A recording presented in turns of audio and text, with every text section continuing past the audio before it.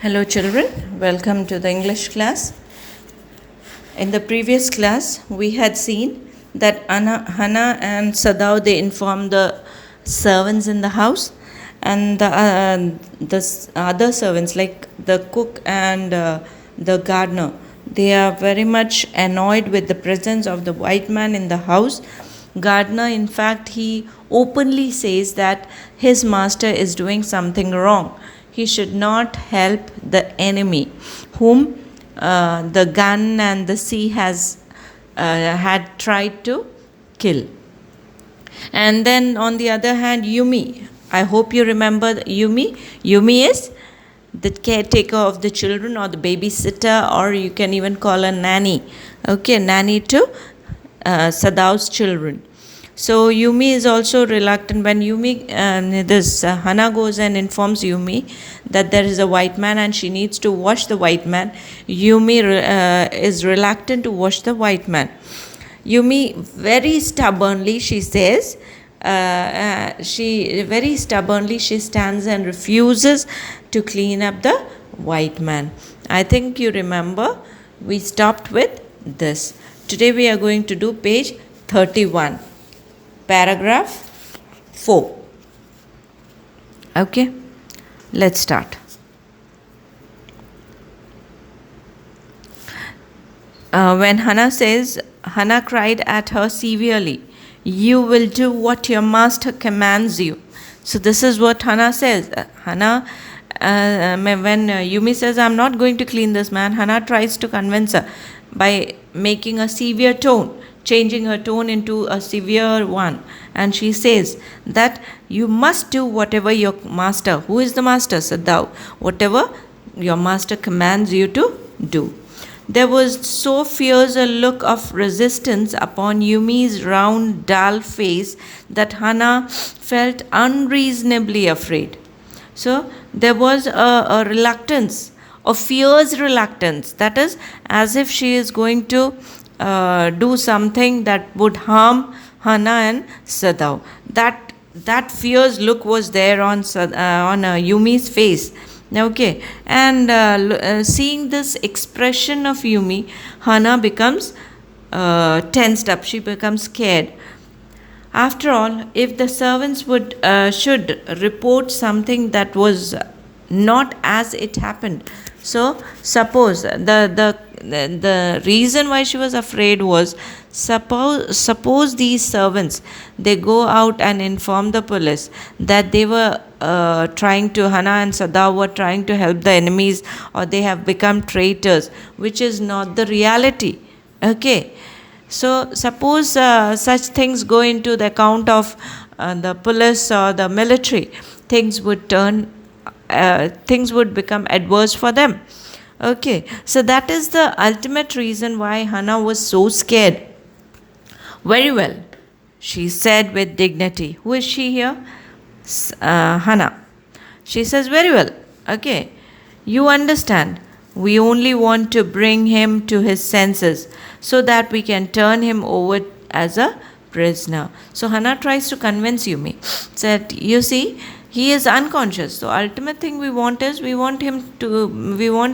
bring him back to his normal senses, and then we'll hand him over to the police as a prisoner of war. That we can do, but at present he is unconscious. So that is why we want him to gain his conscience back.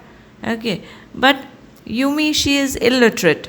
She doesn't know all these, she cannot understand all these philosophical, humane characteristics that Hannah is talking about. Okay. I will have nothing to do with it, Yumi said.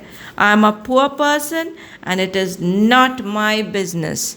So see how rudely Yumi speaks when she comes to know that these people were trying to cater or help their enemy. Okay, so she says, I have nothing to do with what you're saying. What was Hannah saying? That she wants to, they want to bring this man back to conscience and then hand him over to the police. Okay, so that is when Yumi says, I've got nothing to do with this. I'm a poor ordinary person, and this is none of my business. I'm not going to think about it. Then please, Hannah said gently, return to your work.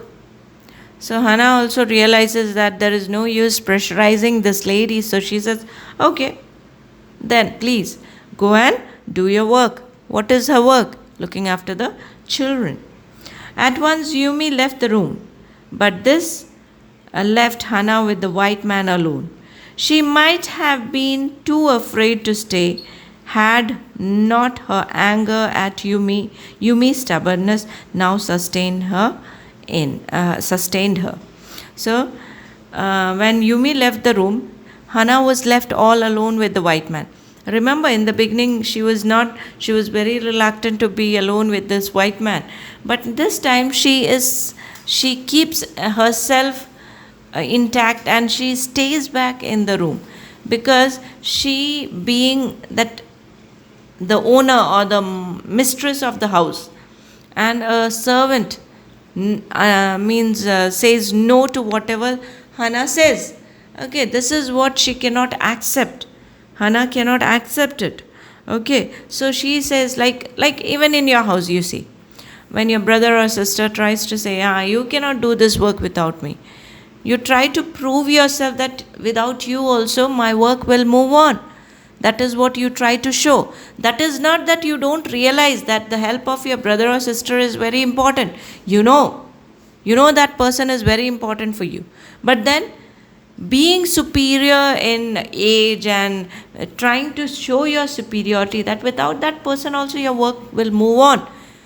I was trying to avoid you, but then I tried to, I just wanted you to be involved, that's all. Not that without you my work won't move on. So this particular superiority complex, okay, that was there in Hannah. And that's why she was able to stay back with the white man in the room. Stupid Yumi, she muttered fiercely. Is this anything but a man, and a wounded, helpless man? In this in the conviction of her own superiority, she bent impulsively and untied the knotted rugs that kept the white man covered. So Hannah tries to convince herself. She says, stupid Yumi, what is this man? He is just a man, and that too a wounded man. What can this man do to us? He cannot do anything. So in a way she is trying to convince herself. And then, due to her superiority, as I told you, okay, superiority of being the mistress of the house, she bends down, she unties the knotted means tied rugs means the torn cloth of this man that was covering the white man. When she had his breast bare, she dipped the small clean towel that Yumi had brought into the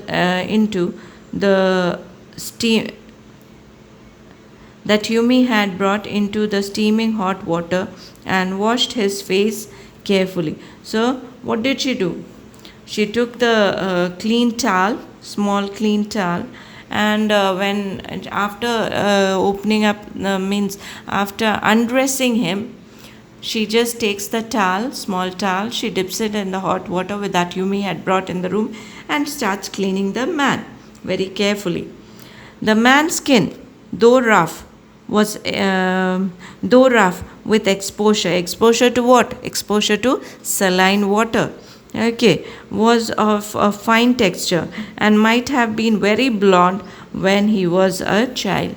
So here the man's skin, when she's cleaning him up, she feels, in spite of being exposed to saline water and all, his skin is the texture of his skin is very nice, okay, and he would have been very fair enough, blonde enough, okay, when he was a child. This is what she thinks.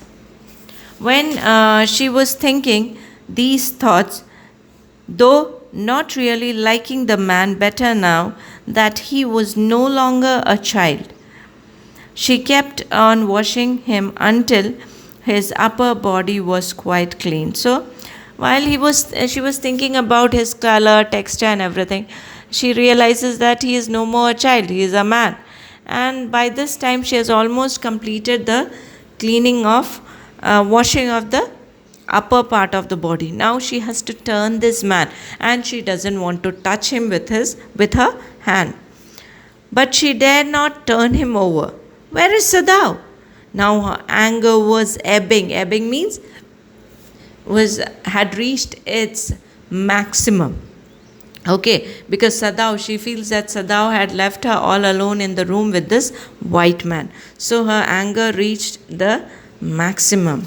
Okay, then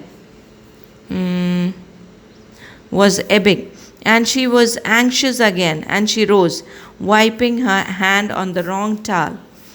Then, lest the man be chilled, she put the quilt over him. Sadao, she cried softly. So she was angry at the thought that Sadao had left her all alone in the room with this white man. And she rose up to just find out where this Sadao was. And in this thought and all, she mistook the towel, and she wiped her hand on a wrong towel. And then she went out, and before going out, thinking that as she had washed the upper body of this man, he might feel cold. So she covered him with the quilt and then called for Sadao very softly.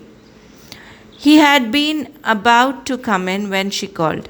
His hand had been on the door, and now he opened it. She saw that he had brought his surgeon's emergency bag that he wore, and